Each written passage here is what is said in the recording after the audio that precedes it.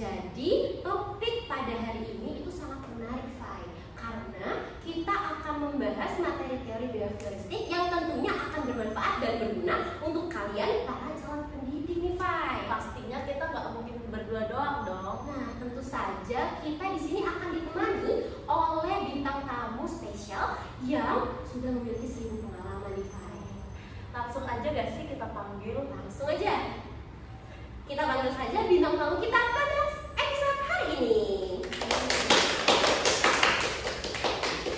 Selamat datang bintang tamu kita hari ini. Silakan duduk. Bagaimana kabarnya ini untuk bintang tamu? Kabarnya baik sekali. Perkenalan dulu gak sih? Perkenalan dulu. Perkenalkan, saya Avanza Ulungan. Saya Raihan Ahmad Halim. Langsung saja kita bahas topik hari ini mengenai teori behavioristik. Langsung aja nih Mas, kira-kira nih, kan kita nih sebagai orang awam yang belum mengetahui apa-apa tentang teori behavioristik sendiri nih Mas.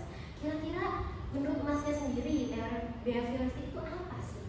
Ya, menurut jurnal yang saya baca, karena kita berpedoman dengan sumber yang jelas. Jadi untuk teori behavioristik sendiri itu melihat belajar sebagai perubahan perilaku yang bisa diobservasi.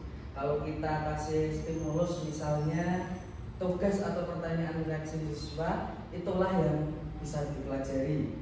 Perilaku yang dikasih penguatan bakal makin sering muncul, sedangkan konsekuensi ringan bisa mengurangi perilaku yang kurang diharapkan. Begitu kalau menurut saya. Berarti kayak reward gitu ya Mas? Ya betul sekali.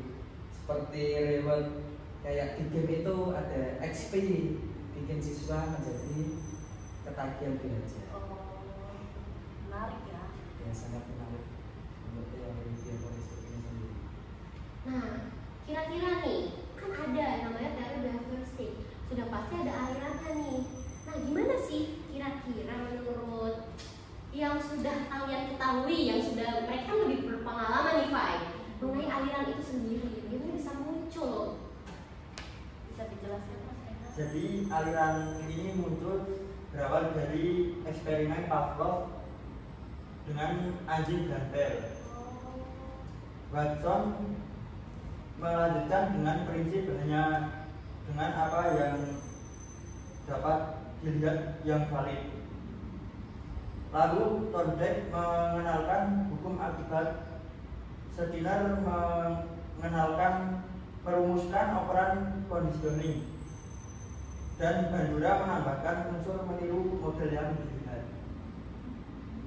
Jadi kita nggak hanya ngajar ya, tapi juga nge-set lingkungan, belajar supaya anak-anak secara alami merespon gitu ya Mas. Iya, betul sekali. Pembahasan yang sangat menarik mengenai teorinya saja udah menarik nih, Fai. Gimana ya? Kalau kita melihat secara langsung Iya. pengalaman-pengalaman dari orang yang lebih berpengalaman nih, Fai. Hari ini, pada episode kali ini, kita akan kedatangan satu bintang tamu spesial lagi nih, Fai. Siapa tuh? Jadi, kita akan kedatangan bintang tamu dari Kepala Sekolah SDN 73 Gresik nih, Fai. Di mana di situ sudah ada pengalaman secara langsung mengenai teori behavioristik tadi. Langsung saja kita Langsung aja panggil nggak sih kita bersama-sama bintang tamu kedua kita. Ayo tepuk tangan dulu.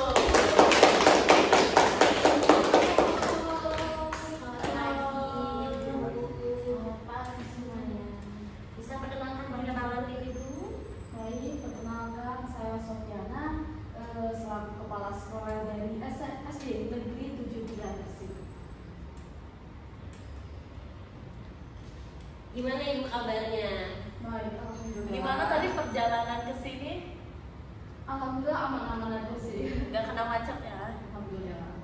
Jauh ya, dari daerahnya sangat jauh. Iya, dari Gresik ya? Betul. Nah, Bu, dengar-dengar nih Bu, di SD 73 Gresik ini sudah mengalami secara langsung mengenai teori behavioristik ya Bu. Iya benar. Nah, itu bisa diceritakan sedikit Ibu pada kami? Jadi awal mulanya di SD Negeri 73 Gresik ini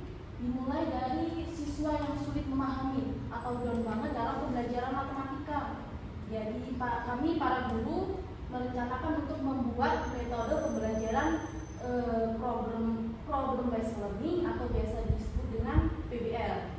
Nah, namun ini dikaitkan dengan teori behavioristik, di mana setiap pembelajarannya itu dimulai dari cerita-cerita kehidupan nyata. Contohnya jual beli di kantin, siswa kan nanti akan belajar tentang matematika.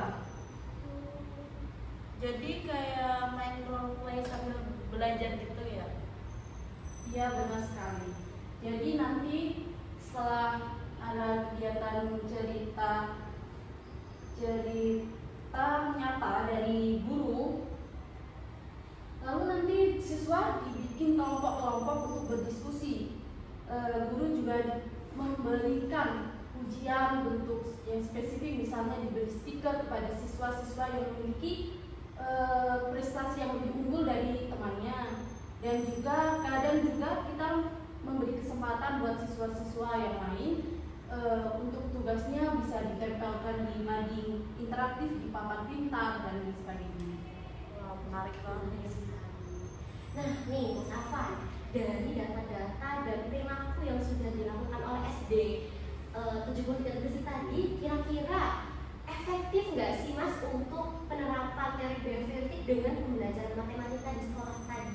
Ya, sangat efektif sekali karena untuk motivasinya itu sangat naik signifikan ya, dari pretestnya yang asal muasalnya itu 54 itu jadi 81 postes dengan P 0,000, artinya itu perubahan motivasi sangat signifikan berkat kombinasi stimulus kontekstual, reinforcement positif, dan media interaktif gitu.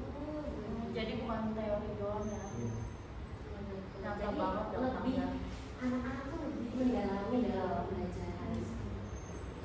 Nah, menurut Mas Rehan sendiri nih, kalau tadi kan sudah dijelaskan mengenai efektivitas sendiri dari Mas Afan. Kira-kira kalau misalnya kita nih sebagai guru mau mencoba metode ini juga, apa aja sih yang harus kita persiapkan? Jadi yang harus dipersiapkan itu yang pertama, guru harus tahu apa yang disukai siswa. Yang kedua, stimulus harus nyambung sama dunia mereka. Lalu tentukan tujuan perilaku yang diinginkan secara jelas. Selanjutnya jangan lupa utamakan reinforcement positif seperti ujian badge digital point di leaderboard, bikin belajar jadi nanti. Setuju sih, daripada terus-terusan bilang jangan begini, jangan begitu, lebih baik memberikan mereka ujian gitu ya Mas. Ya. Nah, untuk Ibu Sofi sendiri nih, kira-kira di SDN 73 Gresik ini apakah menerapkan punishment dalam pembelajarannya sendiri? Di SDN 73 Gresik sendiri masih menerapkan punishment, tapi harus tetap diminimalisir. Contohnya hanya memberikan tugas tambahan saja, jangan sampai bikin siswa stres. Jadi setelah punishment segera berikan juga ujian kepada siswa agar siswa merasa dihargai oleh guru. Jadi menurut Ibu sendiri, punishment ini masih sangat relevan gitu digunakan. Sangat menarik sekali ya Pak pembahasan kita hari ini. Wah, makasih banyak nih Mas Afan, Mas Rehan, dan Mbak Sofi atas insight-nya hari ini. Sangat berguna banget ya Mbak. Iya, sangat berguna. Terima kasih juga untuk para penonton yang sudah menonton podcast kita pada episode hari ini. Kembali lagi dengan podcast kita di episode-episode selanjutnya bersama saya Aulia Dan saya Faiza di Edu